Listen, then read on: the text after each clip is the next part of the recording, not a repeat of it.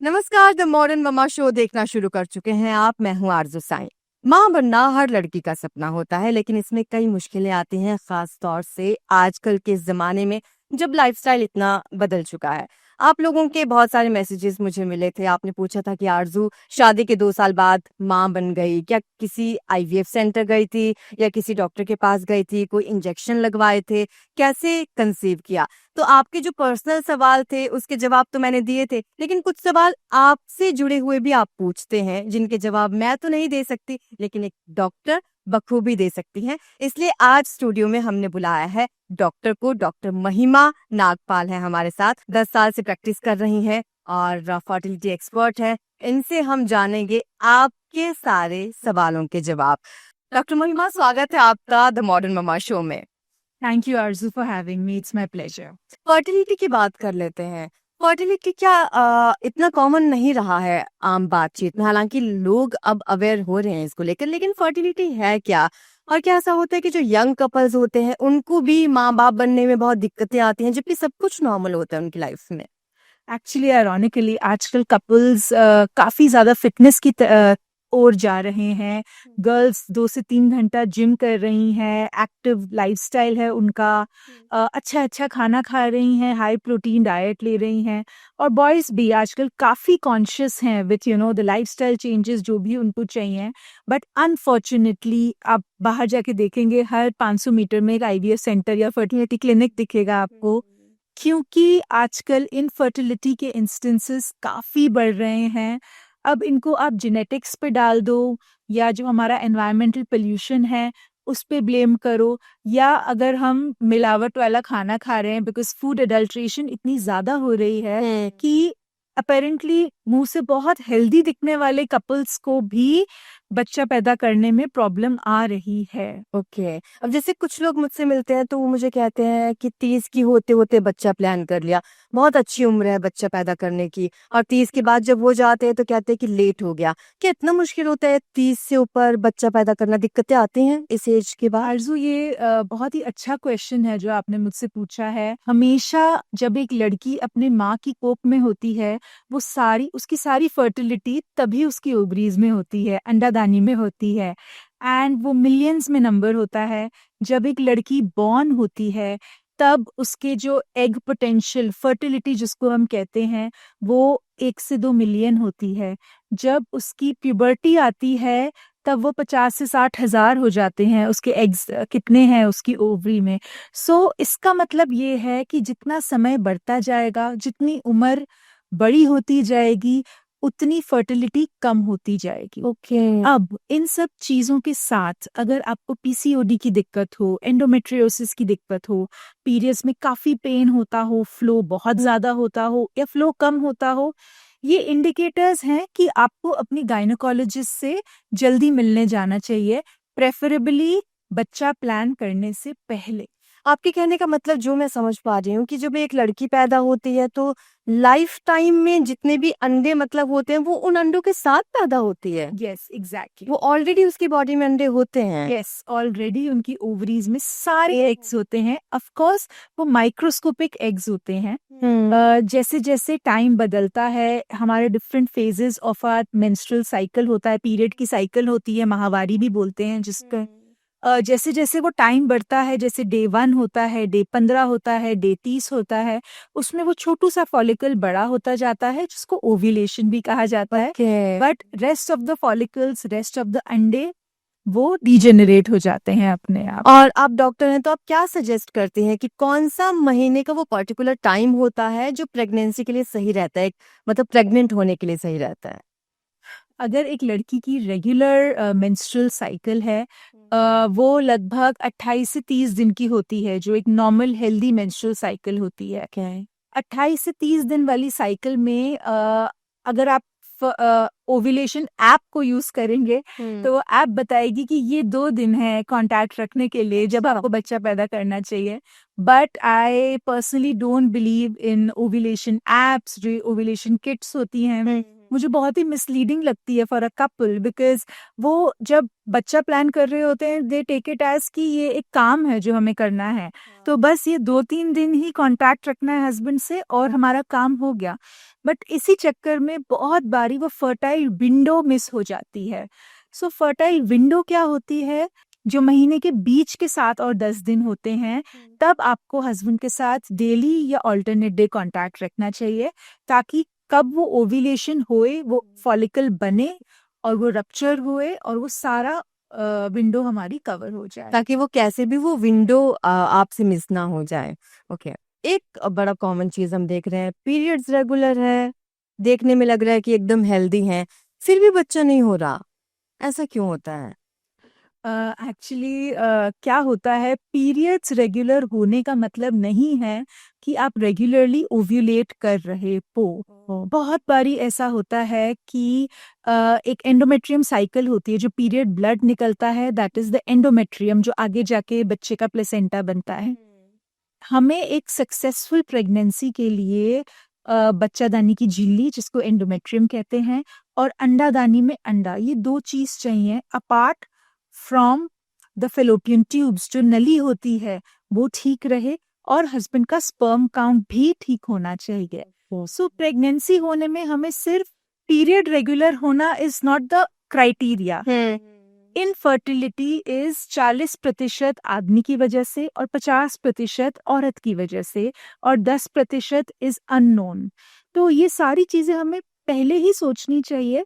Of course अगर आपकी उम्र 30 साल से कम है, जो हम बोलते हैं किसी भी कपल को 30 साल से कम है, तो आप अप टू 1 साल तक ट्राई कर सकते हैं नेचुरली फर्टाइल विंडो में। ओके, और अगर 1 साल प्रेगनेंसी नहीं हो रही तो एक फर्टिलिटी स्पेशलिस्ट के पास जरूर जाएं।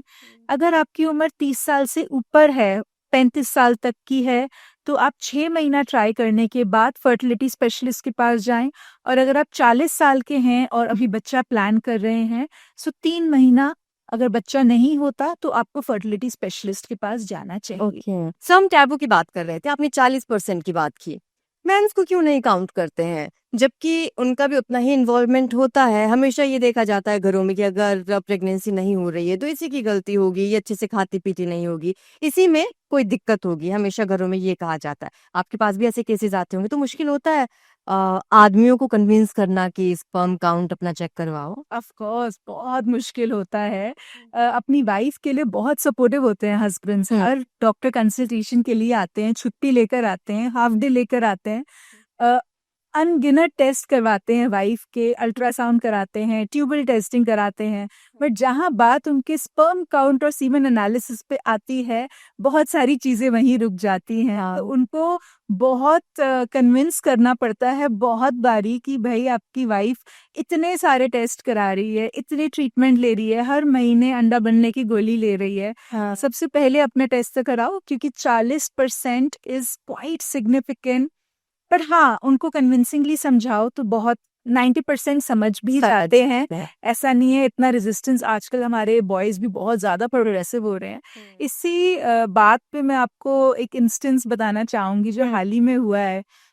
आई हैड दिस कपल की, उसकी में लड़के की सेकंड मैरिज थी एंड पहली मैरिज से एक गर्ल है उनकी।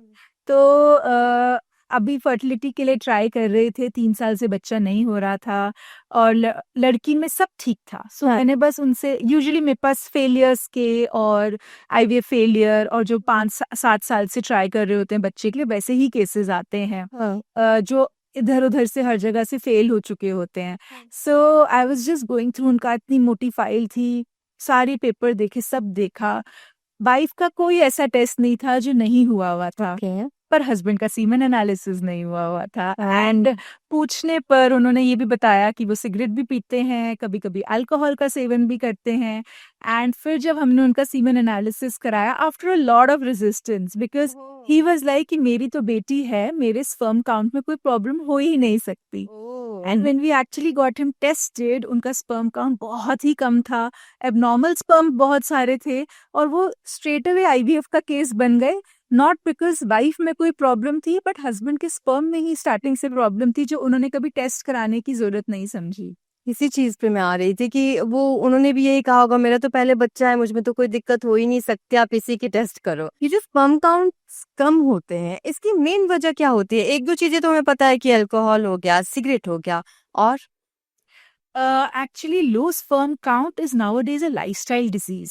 एक चीज आपको बहुत ध्यान में रखनी है, जैसे आपकी सिटिंग जॉब होती है, सेडेंट्री लाइफस्टाइल होता है, जो लड़के गर्म एनवायरनमेंट में काम करते हैं, फैक्ट्रीज में काम करते हैं, ड्राइवर्स होते हैं, या उनकी ड्राइविंग जॉब होती है, बहुत लॉन्ग लॉन्ग ड्राइव करना होता है, कार के रेडिएटर से कांस्टेंट हीट आती है उनके टेस्टिकल्स में, जो मोबाइल्स को अपनी पॉकेट में रखते हैं, जो लैपटॉप्स को अपनी लैप पे रखते हैं, उससे भी रेडिएशन, इलेक्ट्रोमैग्नेटिक वेव्स और हीट रेडिएशंस उनके टेस्टिकल्स में आ सकती है। एक चीज हमें याद रखनी है कि the testicular temperature has to be 2 degree less than the body temperature. So हमेशा नीचे की तरफ बॉडी के टेम्परेचर से 2 डिग्री कम ठंडा रखना है। सो वो सिंथेटिक ब्रीफ्स पहनते हैं तो उनको कॉटन अंडरवेयर पहननी चाहिए, टाइट नहीं पहननी चाहिए। जिम ज्यादा करते हैं तो हॉट स्वेटी एनवायरनमेंट से दूर रहना चाहिए। कभी कभी लंबे लंबे समय तक उनको सोना स्टीम करने की आदत होती है, वो अवॉइड करके कोल्ड प्लंजेस करने चाहिए। सो ये छोटी छोटी लाइफस्टाइल चेंजेस होती हैं जो उनको प्रीडिस्पोज करती हैं कि उनका स्पर्म काउंट डाउन जाए। ऑल्सो अक्सर हम बच्चों में देखते हैं, कभी कभी लड़कों की अनडिसेंडेड टेस्टिस होती है, जो टेस्टिकल्स होते हैं वो एब्डोमेन में होते हैं, बाय बर्थ ही होते हैं। बहुत केसेस देखे हमने, पर अब क्योंकि मैं फर्टिलिटी स्पेशलिस्ट बन गई हूँ तो मुझे पता है कि ओ गॉड, अगर इसकी अनडिसेंडेड टेस्टिस है तो इसका फ्यूचर में स्पर्म काउंट कम हो सकता है। क्या पता एक ही टेस्टिस फंक्शनल हो। कभी कभी होता है बचपन में मीजल्स मम्स हो जाते हैं बच्चों को, बहुत कॉमन चीज है। उस इन्फेक्शन से भी स्पर्म काउंट बड़े होके कम हो सकता है। सो ये छोटी छोटी चीजें हैं, अगर बचपन में ही बच्चे को हो रही हैं तो जरूर अपने पीडियाट्रिशियन से बात करें कि ऐसा हुआ है, फ्यूचर में बच्चे को कोई दिक्कत तो नहीं आएगी। So these are the small small factors. Of course now people are way beyond alcohol and smoking. आजकल ड्रग्स इतने इजीली अवेलेबल होते हैं, हुक्का, वेप्स, शीशा, उनको लगता है कि ये स्मोकिंग है ही नहीं, ये तो हर्बल है। बहुत सारे लोग ये बोलते हैं, सबके पास एक अपना वेप होता है, दिन में 3-3 घंटे हुक्का शीशा करते हैं। सो ये सारी चीजें हैं जो मेल फर्टिलिटी को इतना डाउन ला रही हैं आज। ओके, ये अच्छी बात है डॉक्टर महिमा। मैंने आपका सोशल मीडिया अकाउंट भी देखा, बहुत अच्छा काम कर रही हैं, लोगों को अवेयर कर रही हैं। लोग आजकल अवेयर हो रहे हैं कई सारी चीज़ों से। बट मुझे आपसे ये जानना है कि स्पर्म्स को फ्रीज करवाया जा सकता है क्या टाइम पे, ताकि आगे बच्चा पैदा करने में दिक्कत ना हो? क्योंकि आजकल हम देखते हैं कि लाइफस्टाइल ऐसा हो गया, या लोगों की अपनी चॉइस ऐसी है कि वो लेट शादियां कर रहे हैं। यस डेफिनेटली आरजू, देखो अगर आपका लाइफस्टाइल क्लीन है और आपका एक बेसिक स्पर्म पैरामीटर सही है, आप एक बारी सीमेन एनालिसिस करा चुके हो और वो ठीक है, तो ज्यादा बॉयज में सीमेन स्पर्म डिक्लाइन नहीं होता। बट अगर आपका already sperm count on the lower side है, कभी कभी किन किन कारणों में मैं स्पर्म फ्रीज करवाती हूँ, दैट इज अगर किसी बच्चे को, किसी को कैंसर हो, बिफोर कैंसर ट्रीटमेंट हम उसका स्पर्म फ्रीज कराते हैं, क्योंकि कीमोथेरेपी, रेडियोथेरेपी के बाद स्पर्म काउंट 0 होने के चांसेस होते हैं। ऑल्सो कब कराती हूँ, जब मेरे couples, I have a lot of people जो दुबई, अमेरिका, ऑस्ट्रेलिया से मेरे पास ट्रीटमेंट पे आते हैं। हस्बैंड्स काम कर रहे होते हैं, वाइफ इंडिया आके ट्रीटमेंट लेती हैं, तो हस्बैंड का स्पर्म हम तब फ्रीज कराते हैं कि हस्बैंड को टू एंड फ्रो ट्रैवल नहीं करना पड़ता। अगर आपका सीमन एनालिसिस में प्रॉब्लम है, स्पर्म काउंट कम है, तो हम कभी कभी आदमी से 5-5, 10-10 सैंपल भी फ्रीज कराते हैं, क्योंकि we take the best of all, और you know we try to get a good sperm concentration, ताकि उनकी वाइफ प्रेग्नेंट हो सके IUI या IVF के द्वारा। सो हम रूटीनली ये सब चीजें कर रहे हैं। मुझे पता है कई सारे लोगों के जहन में ये सवाल आएगा कि कितना खर्च होता है एक बार का स्पर्म काउंट अगर ये फ्रीज कराते हैं तो?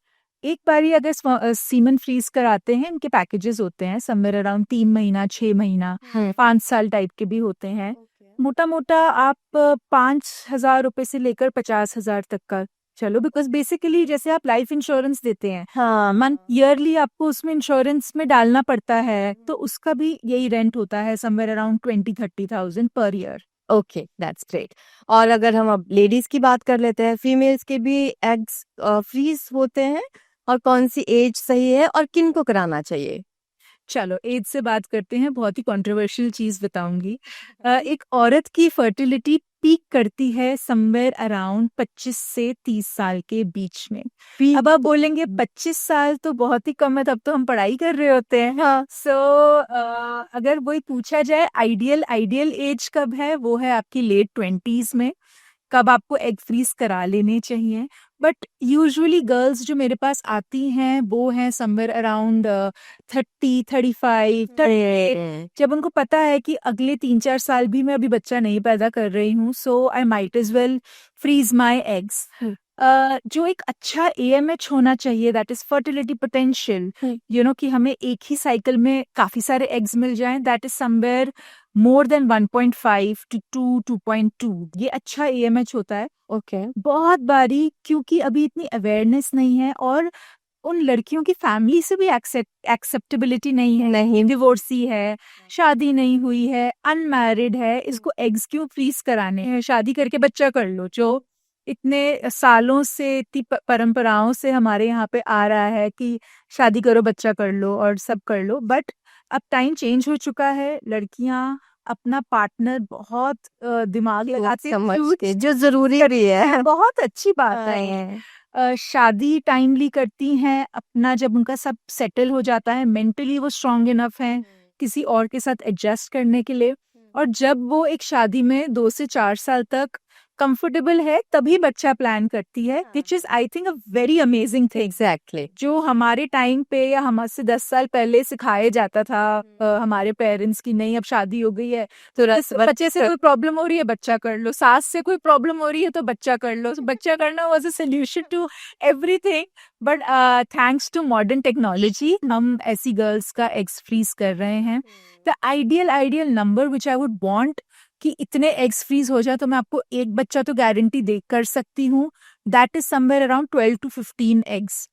ओके। बिकॉज सारे एग्स जब हम हस्बैंड के स्पर्म से मिलाते हैं, सभी एम्ब्रियो नहीं बनते, और और सारे एम्ब्रियो एक ही बारी में हमें IVF इज नॉट 100%। IVF का सक्सेस रेट ही 50 से 55% है।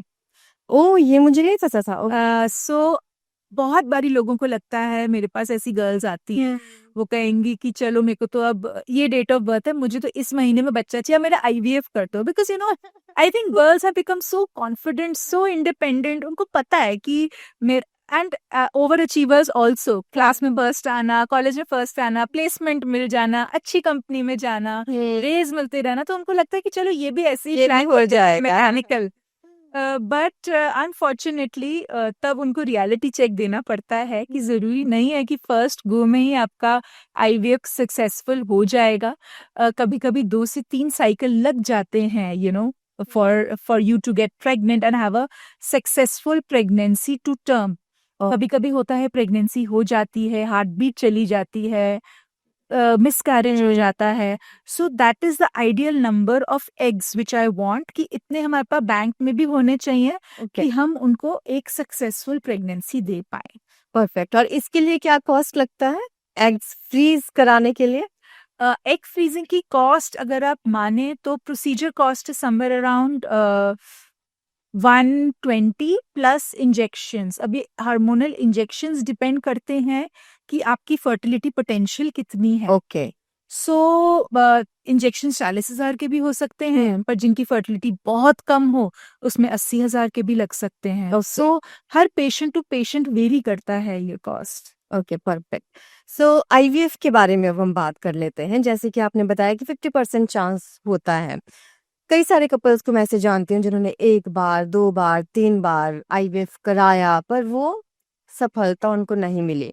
तो ऐसे में मैं आपका परसेप्शन जानना चाहती हूँ, क्या होता है कि जैसे 1 बार IVF कराया, उसकी फीस डॉक्टर्स लेते हैं, दूसरी बार कराया उसकी अलग से होती है, या फिर डॉक्टर्स गारंटी देते हैं कि नहीं जितनी बार भी होगा एक ही बार फीस लेंगे आपसे और वो हम सक्सेसफुली आईवीएफ करा के देंगे? ये आपने बहुत ही कंट्रोवर्शियल क्वेश्चन पूछा है मुझसे, क्योंकि काफ़ी लोग ऐसे बोलते हैं कि 3 का पैकेज दे देते हैं और वो सब। But I think I am not a commercial IVF centre. मैं एक फर्टिलिटी स्पेशलिस्ट हूँ। मेरा बस चलता है कि जितना नेचुरली हम प्रेग्नेंट हो पाए, पहले आईयूआई ट्राई करते हैं, फिर पहले नेचुरली ट्राई करते हैं, फिर आईयूआई ट्राई करते हैं। नहीं हो रहा तो आईवीएफ तो है ही। हाँ। आईवीएफ से तो प्रेग्नेंट कर ही देंगे, वो वाली बात है। बट ऑफ कोर्स बहुत ज़्यादा इंडिविजुअलाइज ट्रीटमेंट होता है हर पेशेंट का, हर औरत का।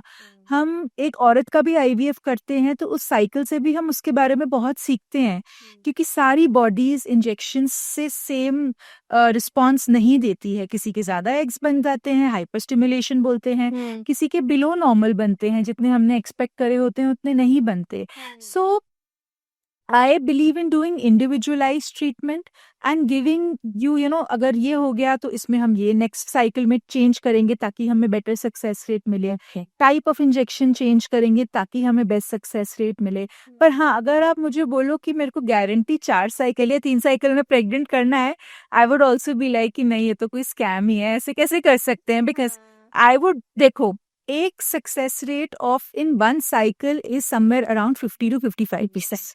जब उसी लड़की में हम फिर से एम्ब्रियो डालते हैं तो नेक्स्ट साइकिल में लगभग 60 से 70 लड़कियां प्रेग्नेंट हो जाते हैं। बाय थर्ड साइकिल लगभग 90% लड़कियां प्रेग्नेंट हो जाती हैं। वो जो रिमेनिंग 10% होता है उनको हम बोलते हैं रिकरेंट इम्प्लांटेशन फेलियर। मतलब कोई इनहेरेंट कॉज है, कोई माइक्रोस्कोपिक कॉज है जिसके कारण वो गर्ल प्रेग्नेंट नहीं हो पा रही है, इम्यून फैक्टर है। फिर हमें उसमें और डिफरेंट बहुत ही हाईटेक चीजें यूज करनी पड़ती है जो हमें रेगुलर आईवीएफ में जो 90% ऑफ द पेशेंट्स है उनमें नहीं यूज करनी पड़ती। वो बस सिलेक्टेड 5 to 10% है जिनको हम इम्प्लांटेशन आईवीएफ फेलियर केसेस मानते हैं, जिसमें हमें बहुत सारी चीजें हैं, बहुत सारी चीजें। कुछ लिमिटेशंस होते हैं क्या डॉक्टर की? आप 5 ही बार आईवीएफ ट्राई कर सकते हो, 10 ही बार कर सकते हो, या फिर आप करते रह सकते हो और कभी ना कभी सफलता मिलेगी? आई हैव सीन केसेस जो 10 आईवीएफ फेलियर के बाद भी आए हुए हैं, and all over the world से करा के। And I have seen cases जिन्होंने 11 साल अपने अंडे फ्रीज कराए हुए थे और उसके बाद 11 साल पुराने एग, और उसके बाद 2-3 आईवीएफ कराए, फेल हो गया, और वो 11 साल पुराने अंडे यूज करे और उससे प्रेग्नेंट हो गए। सो मैंने तो बहुत सारे इंस्टेंसेस देखे हैं। एंड आई थिंक सबसे ज्यादा इम्पोर्टेंट है कि जिस डॉक्टर के पास आप जाओ उसको ट्रस्ट करो, end of course first second third opinion लेने के बाद ही एक डॉक्टर सिलेक्ट करो। हड़बड़ी मत मचाओ। कभी होता है आप डॉक्टर से क्लिक कर जाते हो, कभी होता है कि किसी ने बहुत ज्यादा बोला होता है कि ये तो बहुत ही अच्छा डॉक्टर है, पर आपको वो एक्सपीरियंस अच्छा नहीं लगता, पर आप किसी और की बात सुन के वहां पहुंच जाते हो। सो आई वुड ऑलवेज सजेस्ट, अगर आईवीएफ शुरू करना है 2-3 सेंटर जाओ, 2-3-4 डॉक्टर से मिलो, क्योंकि एक बार आईवीएफ जर्नी अगर आपने शुरू कर दी तो उस डॉक्टर को आंखें बंद करके ट्रस्ट करो एंड बी अलोंग, बिकॉज वो डॉक्टर भी आपकी बॉडी के बारे में बहुत कुछ सीखेगा अलोंग। तो ऐसे कपल्स के लिए आप क्या मैसेज देंगे? क्योंकि ये जो मैंने सवाल पूछा आपसे, जो भी पिछले मेरे 2-3 सवाल हैं, ये एक्चुअली कपल है, नॉन कपल है वो, मतलब मुझे बहुत अच्छे से जानते। जब उनको पता चला कि ऐसे फर्टिलिटी एक्सपर्ट आ रहे हैं तो उन्होंने बोला आरज़ू ये पूछना, क्योंकि हम बहुत बार आईवीएफ करा चुके हैं, हम बार बार फेल हो जाते हैं, हमारा बहुत पैसा लग गया है, हम अब थक चुके हैं। तो ऐसे कपल्स को क्या मैसेज आप देंगे? देखो, हमेशा जब भी कोई कपल मेरे पास मोटी सी फाइल लेकर आता है, आई गिव अराउंड 15-20 मिनट तो मैं वो फाइल पढ़ने में ही लगा देती हूँ। हमेशा कुछ ना कुछ ऐसा निकलता है जो दिक्कत लायक होता है, जो आपको शायद आपके डॉक्टर ने बताया भी होता है कि एग क्वालिटी अच्छी नहीं लग रही, स्पर्म क्वालिटी अच्छी नहीं लग रही, एम्ब्रियो अच्छा नहीं बना, ब्लास्टोसिस्ट नहीं बना, जिसको डे 5 एम्ब्रियो कहते हैं। अगर ब्लास्टोसिस्ट ट्रांसफर हुआ है और तो हम बोलेंगे उस एम्ब्रियो की जेनेटिक टेस्टिंग करा के आप अपने यूट्रस में डलवाइए, ताकि हमें पता है कि वो एम्ब्रियो मतलब test tube baby genetically normal है, अगर आपकी बच्चादानी में जेनेटिकली नॉर्मल एम्ब्रियो जा रहा है तो फिर हम बच्चादानी के 5-7 और टेस्ट करेंगे कि आपके में कोई इम्यून फैक्टर तो नहीं है जिसकी वजह से एक जेनेटिकली हेल्दी एम्ब्रियो भी आपकी बॉडी रिजेक्ट कर रही है। So there are a lot of factors जो आपकी वो फाइल पढ़ के ही हमें समझ आ जाता है कि चाहे आपने बेस्ट आईवीएफ सेंटर और बेस्ट डॉक्टर से करा हो, हम क्या कुछ और एड ऑन कर सकते हैं। पर जिन पेशेंट्स में सब कुछ हो चुका होता है, जो ये सारी चीजें मैं आपको बता रही, उनके लिए egg donation, embryo donation, surrogacy, ये सब चीजें हैं जो हम फिर बाद में ऑफर करते हैं। Okay okay. एक और चीज, जो नेचुरली बर्थ लेता है बच्चा और जो आईवीएफ के थ्रू बर्थ लेता है, उन दोनों में फर्क होता है क्या? कौन ज्यादा हेल्दी आप मुझे तो लगता है आईवीएफ वाले बच्चे बहुत नॉटी होते हैं। IVF babies I meet, oh my god, इतने नॉटी, इतने शार्प, इतने इंटेलिजेंट, बिकॉज इतने सारे एग्स में से वो एक चोजन एम्ब्रियो होता है which actually makes it, I have personally seen that they are very very sharp and intelligent. But yes, अगर non-humorously मैं बोलूँ, seriously बोलूँ, then of course not. IVF babies and babies conceived naturally, spontaneously, उन दोनों में मानसिक रूप से, शारीरिक रूप से कोई भी डिफरेंस नहीं होता। एक सवाल जो बहुत सारे लोगों के जहन में है कि क्या मोबाइल और लैपटॉप की जो रेडिएशन है उससे फर्टिलिटी पर और स्पर्म काउंट पर असर होता है? Definitely, as far as male infertility is concerned, laptop used to be kept on the lap, and जो सेल फोन्स पॉकेट में हम रखते हैं, मोबाइल फोन्स, उनसे इलेक्ट्रोमैग्नेटिक वेव्स निकलती हैं, हीट वेव्स निकलती हैं, जो स्पर्म काउंट कम कर सकती हैं, अब नॉर्मल स्पर्म्स प्रोड्यूस कर सकती हैं, एंड स्पर्म्स की मोटिलिटी को भी कम कर सकती हैं। सो अगर किसी भी आदमी का स्पर्म काउंट डिरेंज्ड हैं, सो उनको ये लाइफस्टाइल चेंजेस जरूर इनकॉर्पोरेट करने चाहिए। एंड एक बात और बोलना चाहूंगी, स्पर्म साइकिल इज रफली फॉर 74 डेज। जो भी काम आज करोगे उसका इफेक्ट 74 डेज के बाद आएगा। सो उसका इफेक्ट 74 डेज के बाद आएगा। सो अपनी बॉडी, अपने माइंड को बोलना है कि 3 महीने तक मुझे बिल्कुल क्लीन रहना है, ताकि हम कुछ चेंज देख पाए लाइफस्टाइल का as far as on decrease sperm count. और ये फीमेल्स के लिए भी होता है क्या कि मोबाइल फोन और लैपटॉप, या फिर सिर्फ मेल? नहीं, usually it is more for male fertility because the testicular temperature should be 2 degrees less than the core temperature, so that is not usually for females. But yeah, having a healthy lifestyle and staying away, because electromagnetic waves आजकल हर जगह है. अब 20 साल के बाद क्या study निकलेगी वो हमें नहीं पता है, बट जितना इन चीजों से अवे रह सकते हो देन वाई. अच्छा, पीसीओएस और पीसीओडी बहुत ही ज्यादा केसेस अब आते हैं. जब किसी को पीसीओएस और पीसीओडी होता है तो क्या ये तय है कि उनको प्रेगनेंसी में दिक्कत आएगी? आरजू, मैं अपनी ओपीडी में लगभग 3 से 4 लड़कियां हर रोज देखती हूँ जिनको पीसीओडी पीसीओएस होता है. सबसे बड़ी बात मैं ये बोलना चाहूंगी कि पीसीओडी और पीसीओएस में क्या फर्क है. जैसे रोटी और चपाती, कोई फर्क नहीं है. कोई फर्क नहीं है. टाइम्स गर्ल्स टेल मी कि नहीं मुझे पीसीओडी है, नहीं मुझे पीसीओएस है, मेरे को सिंड्रोम है. Some doctors do believe that अगर ब्लड टेस्ट में कोई प्रॉब्लम हो, हार्मोनल इम्बैलेंस हो, तो उसको सिंड्रोम कहते हैं, पीसीओएस. और अगर सिर्फ पॉलीसिस्टिक ओवरीज हमें अल्ट्रासाउंड पे दिख रही हो तो उसको पीसीओडी बोलते हैं. बट लगभग मैनेजमेंट देखा जाए तो दोनों का सेम ही है.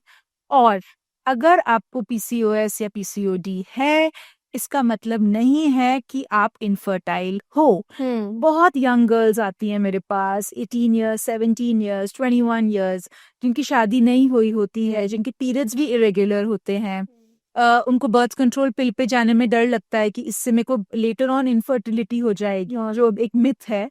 But it does not mean that you are infertile. A lot of times अगर आपके साइकिल्स रेगुलर हैं और आपका क्लीन लाइफस्टाइल है, आप एक्सरसाइज करते हो, आप प्रोसेस फूड से दूर रहते हो, आप सोते टाइम पे हो, बहुत सारे लाइफस्टाइल फैक्टर्स हैं जो आपको इनकॉर्पोरेट करने चाहिए. For good fertility end of course if you have PCOD और एंडोमेट्रियोसिस, अगर आप वैसे रखते हो तो ओव्यूलेशन रेगुलर होना बहुत पॉसिबल है। ओके। पीसीओडी गर्ल्स में हम यूजुअली क्या देखते हैं कि जो एग बनता है, ओव्यूलेशन होना होता है, वो नहीं होता टाइम पे। तो पीरियड्स तो आते हैं 30 दिन 40 दिन में, बट वो एग बनता ही नहीं है। कभी कभी पीरियड्स रेगुलर होते हैं पर तभी भी एग नहीं बन रहा होता। तो इन गर्ल में lifestyle factors really play a beautiful role in to make them ovulate regularly. But अगर वो नहीं होती है, ओव्यूलेशन नहीं होता है, तो हमें बस 5 दिन की गोली देनी होती है उनको अंडा बनने के लिए, एंड वो अच्छा रिस्पॉन्ड करती हैं। So I have PCOD, but I didn't have any problem in getting pregnant. But I also had this notion when I was a child, 18-year-old, that I might have infertility. So you have to have a clean lifestyle. अपना lifestyle अच्छा रखें. Smoking, alcohol, chips, Maggie, इन सब से दूर रहें. दिन में 1 से 1.5 घंटा एक्सरसाइज करें. रात को टाइम पे सोएं. फोन गैजेट से दूर रहें रात को सोने से पहले. आप प्रोडक्ट्स क्या, मेकअप प्रोडक्ट्स क्या यूज कर रहे हैं, वो आपका हार्मोनल इम्बैलेंस तो नहीं कॉज कर रहे हैं. प्लास्टिक वाटर बॉटल्स आपका हार्मोनल इम्बैलेंस कॉज करती हैं. जो आप नॉन स्टिक पैन्स यूज करते हैं घर में, अगर वो पुराने हो, स्क्रैचेस लगे हुए, तो वो हार्मोनल इम्बैलेंस कॉज करते हैं. So these are the things जिनका आपको ख्याल रखना चाहिए for a healthy lifestyle, healthy fertility, and it goes a long way. लड़कियां सोचते हैं एक चिप्स के पैकेट में क्या जाता है. एक मैकडॉनल्ड्स के बर्गर में क्या जाता है, हाँ. But it is filled with processed. एक और सवाल कि अगर वेट ज्यादा है तो क्या वेट लूज करना पड़ता है प्रेग्नेंट होने के लिए, अगर प्रेगनेंसी नहीं हो पा रही है तो? देखो, ideally if I have a girl with PCOD, PCOS, या कोई लड़की जो 100 किलो की हो, 90 किलो की, उनमें मैं बोलती हूँ अगर आप 5 से 10% of current body weight lose करते हैं तो फर्टिलिटी अपने आप ही रिगेन हो जाती है. स्टडीज कहती हैं, मैं नहीं बोल रही हूँ, स्टडीज बोलती है. European society, American society of reproductive medicine बोलते हैं कि 5 से 10 किलो अगर आप रिड्यूस करते हैं तो आपका ovulation, fertility, hormonal imbalance correct हो जाता है. आपने ये प्रैक्टिकली देखा है, मतलब अपने पेशेंट्स में? मैंने देखा है. जिन पेशेंट्स ने अगर 90 किलो की गर्ल है, उसने 9 किलो कम किया है, तो ओव्यूलेशन उनकी अपने आप ही होने लग जाती है, प्रेगनेंसी ठहर जाती है, और सारा एक्ने, फेशियल हेयर के जो ये सारे सिम्टम्स होते हैं वो सब ठीक हो जाता है. सो बहुत बारी ये सारी चीजें मैंने देखी हैं, एंड ये एक्चुअली वर्क करती हैं. ओके. अच्छा, जीन्स का भी रोल होता है इसमें प्रेग्नेंट होने में, कि अगर जेनेटिक कुछ इश्यूज हो सकते हैं क्या, कि अगर आपकी मदर, आपकी नानी या फिर दादी को ऐसी दिक्कतें हुई हैं बच्चा कंसीव करने में, तो आपको भी होगी? अ lot of times Aarzoo, the day and as जिसमें हम जी रहे हैं, जैसे मैंने आपको पहले भी बोला था, मिलावट वाला खाना और इन्वायरमेंटल पोल्यूशन, टॉक्सिन्स. बहुत बारी मेरे पास बहुत ही यंग लड़कियां आ रही हैं, एज यंग एज 25, 27 ईयर्स, जिनकी फर्टिलिटी बहुत ही कम है. उनकी पोटेंशियल, ओवेरियन पोटेंशियल बहुत कम है. AMH 0.5, 0.7, इसको पुअर ओवेरियन रिजर्व कहते हैं.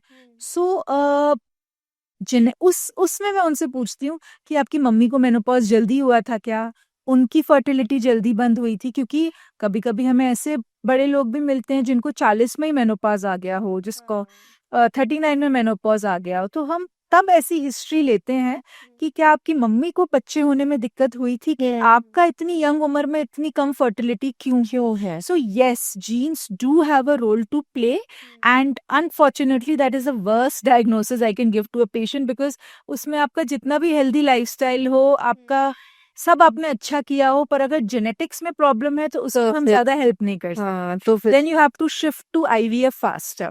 ओके. आजकल भी ऐसे ही होता है, ये पुराने जमाने से चलता आ रहा है. जैसे ही शादी होती है, सेम डे या कुछ ही दिनों में बोलना शुरू हो जाते हैं परिवार वाले, जल्दी से बच्चा कर लो, जल्दी से बच्चा कर लो. तो क्या लगता है कि कपल्स को शादी के तुरंत बाद प्लान कर लेना चाहिए, एज को ध्यान में रखते हुए, या क्या ऑप्शंस हैं? आजकल जो हम जिस जमाने में चल रहे हैं आरजू, मेरे पास कपल्स आते हैं शादी से 2 महीना पहले, 3 महीना पहले, शादी के तुरंत बाद, कि हमें प्रेगनेंसी 1 साल के बाद प्लान करनी है, हमें प्रेगनेंसी 3 साल के बाद प्लान करनी है। आप हमारी फर्टिलिटी टेस्टिंग कर लीजिए just to let us know कि हमारे पास इतना टाइम है या नहीं। सो दिस इज समथिंग, पुराने ज़माने की बात होती थी कि गायनोकोलॉजिस्ट के पास तभी जाना है अगर आप प्रेग्नेंट हो। अगर आप गायना क्लिनिक की ओपीडी में बैठे हो मतलब आप प्रेग्नेंट हो, या आपका चाहे बॉयफ्रेंड से प्रेग्नेंट हो चाहे पति से प्रेग्नेंट हो, इसीलिए गायनोकोलॉजिस्ट के पास गए हो। बट नहीं, अब टाइम बहुत चेंज हो चुका है, बॉयज बहुत इंटेलिजेंट हो गए हैं, गर्ल्स बहुत इंटेलिजेंट हो गई हैं, सो दे वांट टू नो कि मेरा AMH ठीक है, मेरे पर इन्फेक्शन तो नहीं है, मेरे में विटामिन की डेफिशिएंसीज तो नहीं है जिसकी वजह से मेरे को बच्चा होने में दिक्कत आ सकती है। बच्चा होने से 6 महीना पहले मुझे क्या-क्या सप्लीमेंट्स शुरू कर देने चाहिए। सो अब आजकल की जनता बहुत अवेयर है, thanks to Google and ChatGPT, मेरा सबसे बड़ा दुश्मन। But in a way it is good, they take our diagnosis with a pinch of salt, but accept कर लेते हैं कि आपकी फर्टिलिटी इतनी है, आप 6 महीने में बच्चा प्लान करना शुरू कर देना, या आपके पास टाइम नहीं है, प्लीज 1-2 महीने में बच्चा प्लान करना शुरू कर दो, या अगर आपको 2 साल के बाद करना है तो प्लीज अभी अपने एग्स या एम्ब्रियो फ्रीज करा लो। ऑप्शंस बहुत हैं, but yes, going to a gynaecologist, a fertility specialist in time is very essential. A lot of times people go to gynecologists in outskirts, जो मेरे villages वाले जो patients हैं, who have the money but they don't have the accessibility to go to the city treatment कराने। ये क्योंकि कभी कभी होता है 28-29 साल के बच्चे होते हैं, उनको लगता है प्रेगनेंसी तो हो ही जाएगी, डॉक्टर्स भी बोलते हैं कोई बात नहीं, तुम इतना यंग हो जाएगी। बट कभी कभी वो डॉक्टर्स इतने बेसिक टेस्ट कराना भूल जाते हैं एंड उससे उनका प्रेशियस टाइम लूज हो जाता है। So reaching the right doctor at the right time is something very important. एक और चीज कि प्रेग्नेंट होने से पहले कुछ टेस्ट ऐसे होते हैं जो जरूर करा लेने चाहिए ताकि आपको आगे फिर दिक्कत ना आए। यस, डेफिनेटली CBC कराओ कि हीमोग्लोबिन में कोई प्रॉब्लम तो नहीं है, आपकी शुगर्स कराओ फास्टिंग की, उसमें कोई प्रॉब्लम तो नहीं है, विटामिन D विटामिन B की डेफिशिएंसी से भी फर्टिलिटी में प्रॉब्लम आ सकती है, आपकी डेफिशिएंसीज की वजह से बच्चे में डेफिशिएंसीज हो सकती हैं। थायराइड लेवल आपका नॉर्मल होना चाहिए। Maternal hypothyroidism can lead to foetal hypothyroidism and mental developmental defects. इसके अलावा रुबेला एक एंटीबॉडी हम कराते हैं कि मदर में रुबेला की एंटीबॉडीज हैं या नहीं है, और अगर नहीं होती तो पहले उनको रुबेला की वैक्सीन लगवाते हैं, क्योंकि प्रेगनेंसी में अगर माँ को रुबेला हो जाता है तो माँ को तो कोई प्रॉब्लम नहीं होती, बट बच्चे में हार्ट डिफेक्ट्स हो सकते हैं और डॉक्टर्स फिर अबॉर्शन की सलाह देते हैं ना? या बच्चे के पैदा होते ही उनको हार्ट सर्जरी करानी पड़ती है। And thalassemia carriers, this is a universal screening which I'm doing for all my patients, कि आप बाई चांस थैलेसीमिया कैरियर तो नहीं है। 1-2 साल में ऐसा कपल भी मेरे को मिलता है जो अननोइंगली थैलेसीमिया कैरियर होता है, फिर हम हस्बैंड का भी टेस्ट कराते हैं। अगर हस्बैंड थैलेसीमिया कैरियर नहीं होता तो कोई प्रॉब्लम नहीं है, पर अगर वाइफ और हस्बैंड दोनों थैलेसीमिया कैरियर निकलते हैं तो उनके थैलेसीमिया मेजर बेबी होने के chances very high. And thalassemia major baby की average life expectancy is only 30 years. That too with blood transfusions every 21 days. So वो thalassemia baby avoid करने के लिए फिर हम उनको IVF की सलाह देते हैं कि वो उसके एम्ब्रियो को हम टेस्ट कर सकते हैं फॉर थैलेसीमिया जीन, और हेल्दी एम्ब्रियो ही हम गर्ल के अंदर वापस डाल। ओके सो टेक्नोलॉजी बहुत ज्यादा एडवांस हो गई है, एडवांस है, वास्ट है। और ये सवाल जब मैं आपसे पूछ रही थी, मैं सोच रही थी कि जैसे जब हमने बच्चा प्लान किया था तो वही होता है जो अमूमन कपल्स में होता है कि अभी एज कम है, 30 से नीचे है, हम तो हेल्दी हैं, सब कुछ सही है और हमारी बॉडी भी एक्टिव है, सब सही है, तो कोई दिक्कत नहीं होगी, चलेंगे गायनों के पास, एक बार प्रेग्नेंट हो जाएंगे, उसके बाद खुद टेस्ट कर लेंगे, फिर चलेंगे। हमने भी यही किया। और काश उस टाइम में ऐसे पॉडकास्ट या ऐसी चीजें या सोशल मीडिया पे इतनी अवेयरनेस जो अब है वो उस टाइम पे देखी होती, तो नहीं देखा था। उसके बाद हुआ ये, जब मेरा CBC और तमाम टेस्ट हुए तो सब कुछ ठीक था, बट मेरा रुबेला वायरस पॉजिटिव आया और पता चला कि एंटीबॉडीज नहीं है। और 2 महीने की प्रेगनेंसी थी और 2 महीने में मेरी जैसी ओवर इमोशनल सेंसिटिव गर्ल्स जो बच्चे से बहुत ज़्यादा अटैच हो चुकी है, आई वाज़ लाइक मेरी दुनिया ख़त्म हो गई, मैं ये बच्चा नहीं गिरा सकती हूँ और मुझे ये बच्चा चाहिए। बहुत सारी चीज़ें हुई, मेरे घर पे पता चला, मेरे भाई आ गए, हिमाचल से हूँ मैं, तो वो लोग रातों रात यहाँ पे पहुँच गए आके कि अब क्या करें, सब लोग बहुत टेंशन में। और जिन डॉक्टर के पास हम गए थे, जैसे कि आपने कहा कि जब तक आपको अंदर से महसूस ना हो कि हाँ ये डॉक्टर अच्छा या अच्छी है, तब तक आप डॉक्टर चेंज कर सकते हैं। तो मुझे पता नहीं क्यों अंदर से लग रहा था कि नहीं, कुछ दिक्कत है, कुछ कमी है, मुझे मज़ा नहीं आ रहा, मुझे समझ नहीं आ रहा है, ये डॉक्टर मुझे समझ नहीं आ रही हैं। तो मेरे हस्बैंड ने बोला ओके ठीक है, हम दूसरी डॉक्टर देखते हैं, हम दूसरी डॉक्टर के पास गए। तो उन्होंने बोला आरज़ू एक काम करते हैं, एक और टेस्ट कराते हैं फिर से। कई बार ऐसा हो जाता है कि लैब में ह्यूमन एरर की वजह से भी चीज़ें ऐसी आ जाती हैं रिपोर्ट्स, तो एक बार और करा लेते हैं, उसके बाद तय करेंगे। तो अभी परेशान मत हो, स्ट्रेस मत लो, एक और टेस्ट कराते हैं, उसके बाद बात करेंगे। हमने एक और टेस्ट कराया, अगले दिन रिपोर्ट आती है तो पता चलता है कि एंटीबॉडीज़ हैं, रूबेला नहीं है। फिर हम कंफ्यूज, मैं खुश भी हूँ अंदर से कि कौन सी वाली रिपोर्ट सही है। फिर से डॉक्टर के पास जाते हैं तो उन्होंने कहा कि ठीक है, एक रिपोर्ट में पॉजिटिव आया है, एक में नेगेटिव आया है, एक बार और करा लेते हैं, फिर कंफर्म हो जाएगा। फिर मैंने कहा ये तो बेस्ट है, फिर कराया तो फिर उसमें भी नेगेटिव आया, एंटीबॉडीज थी। फिर पता चला कि नहीं, वो ह्यूमन एरर की वजह से हुआ था। तो कई बार ऐसी चीजें भी हो जाती हैं। तो मैं सोचती हूँ इन केस रुबेला होता अगर उस टाइम पे मुझे, तो मैं खुद को, मुझे लगता है मैं लाइफ टाइम कोसती कि काश मैंने प्रेग्नेंट होने से पहले मैं गई होती डॉक्टर के पास, अपने सारे टेस्ट करा लिए होते तो बच्चा नहीं होना पड़ता, ऐसी सारी चीजें। वो तो थैंक गॉड कि नहीं था। तो ये मैं कह रही हूँ कि कितना इम्पोर्टेंट है, और जो भी हमें देख रहे हैं कपल्स, आप प्लीज प्रेगनेंसी से पहले डॉक्टर के पास जरूर जाएं, कंसल्ट करना बहुत जरूरी है। So actually it is not a taboo anymore to go to a gynecologist. Yes.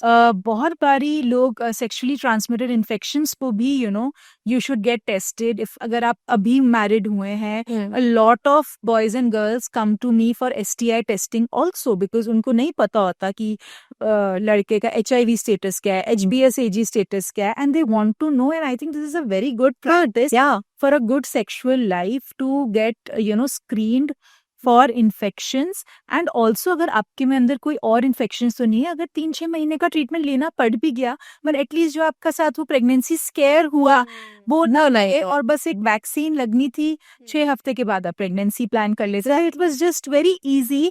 But yes, जो यंग कपल्स होते हैं या जिन्होंने सडनली ट्राई करते ही प्रेग्नेंट हो जाते हैं, वो ऐसी चीजों को एक्सपेक्ट नहीं करते और उनको लगता है कि बहुत ही बड़ा पहाड़ टूट गया मेरे ऊपर, अब तो लाइफ खत्म हो गई है। But yes, there are a lot of options which are available, but your reaction was but obvious. हाँ, क्योंकि हुआ यही हुआ था हमारे साथ कि ट्राई करते ही प्रेग्नेंट हो जाने वाली चीज, क्योंकि हमने हमेशा यही सुना, अपने परिवार में बाहर यही सुना कि बच्चों बहुत टाइम लग जाता है, और ऐसा नहीं होता कि आपने इसी महीने ट्राई किया, इसी महीने आप प्रेग्नेंट हो जाओगे। 6-6 महीने लग जाते हैं, सालों लग जाते हैं। तो आप अभी से कोशिश शुरू कर दो। अब वो क्या पता वो कोशिश एक ही बाजी में अगर कामयाब हो जाए। तो इसलिए जरूरी है पहले डॉक्टर के पास जाना। अच्छा, पीसीओएस पीसीओडी जो कि सेम ही है, उसके बारे में हम बात कर रहे थे। कई सारी लड़कियां आयुर्वेदिक ट्रीटमेंट भी लेती हैं, कुछ दवाएं लेती हैं, कुछ जड़ी बूटियां, समथिंग पाउडर और कुछ। उस बारे में आपका क्या ख्याल है कि वो ठीक हो जाते हैं उससे?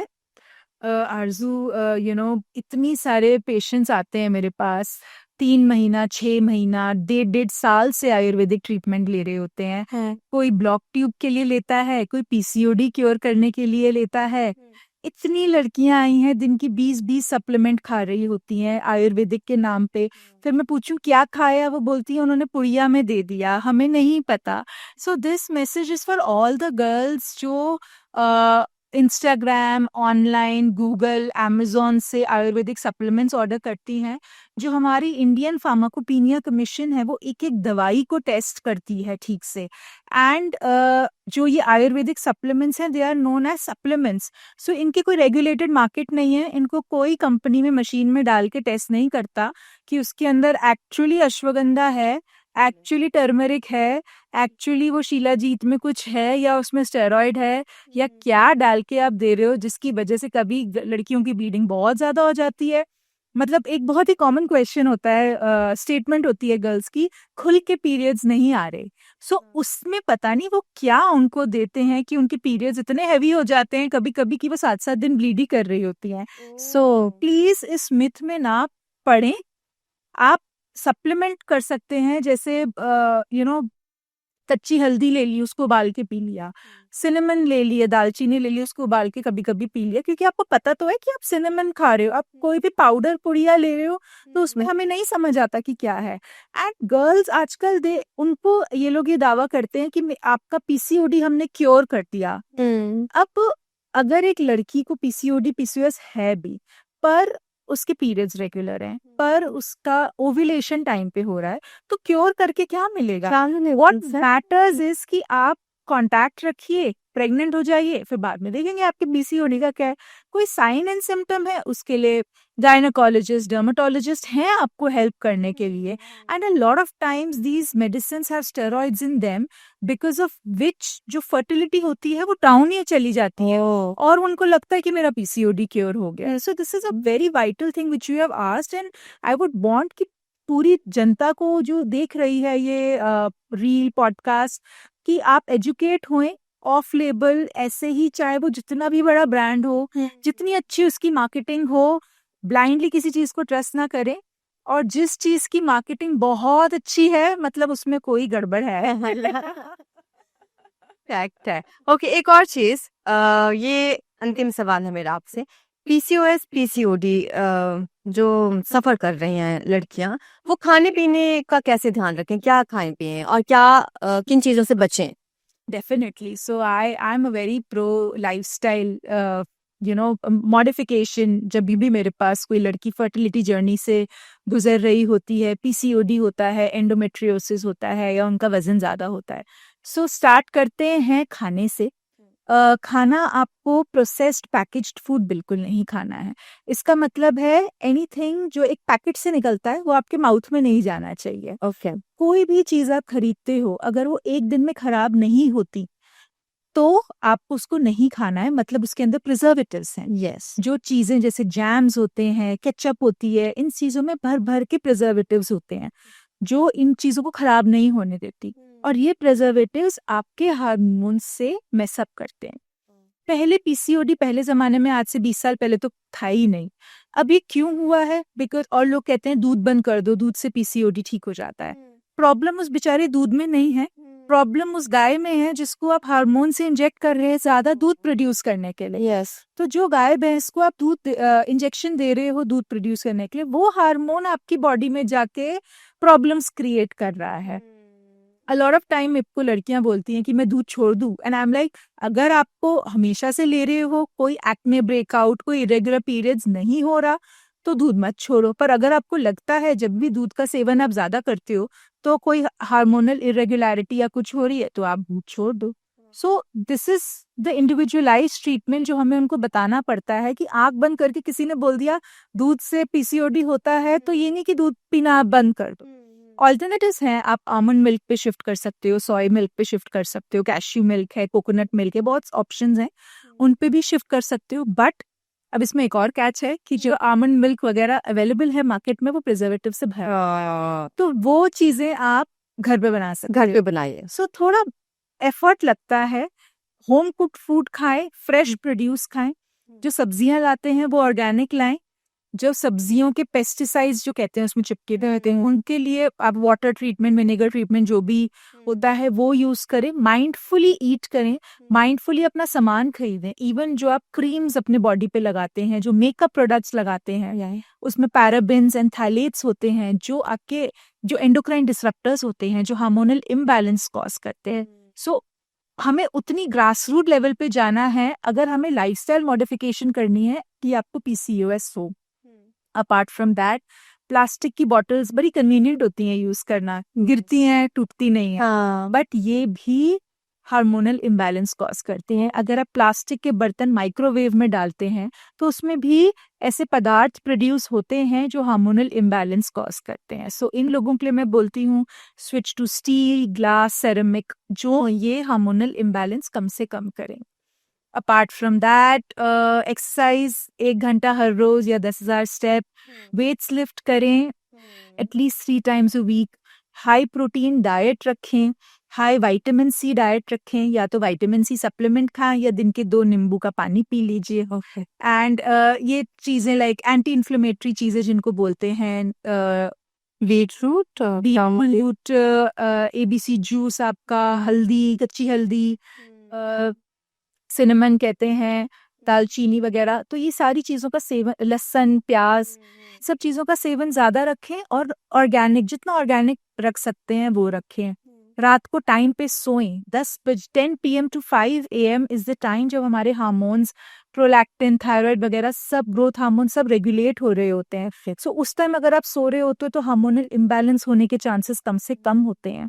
6 से 8 घंटा सोते हो तो हार्मोनल इम्बैलेंस होने के चांसेस कम होते हैं। जो नाइट शिफ्ट करते हैं उनमें बहुत पीरियड्स इरेगुलर होते हैं। जो ये एयर होस्टेसेस, पायलट्स, जो अमेरिकन कंपनीज में काम करते हैं, कॉल सेंटर्स में काम करते हैं, उनमें बहुत ज़्यादा हम देखते हैं कि प्रोलैक्टिन रेज्ड है, थायराइड में प्रॉब्लम है, पीरियड्स इरेगुलर हैं, इनफर्टिलिटी है। सो ये सब चीज़ें इन अ वे लाइफस्टाइल डिजीजेस ही हैं, जो अगर आप क्लीन और बैलेंस लाइफस्टाइल रखें, सुबह 5 बजे उठें और रात को 10 बजे सो जाएं, सो उसी से आधी चीज़ें क्योर हो जाती हैं। Perfect doctor. मुझे लगता है जो भी डीएम में सवाल आए थे, ऑलमोस्ट सारे सवालों के जवाब आपने बहुत ही खूबसूरती से दिए हैं और बहुत ही डिटेल में दिए हैं। थैंक यू सो मच हमारे शो में आने के लिए, हमारे शो की शोभा बढ़ाने के लिए डॉक्टर महिमा। Thank you so much Aarzoo for having me. I hope लोगों की तरफ पास ये मेरा मैसेज जाए कि डॉक्टर चूज करने से पहले सोचे ना, आराम से सेकंड ओपिनियन, थर्ड ओपिनियन लीजिए।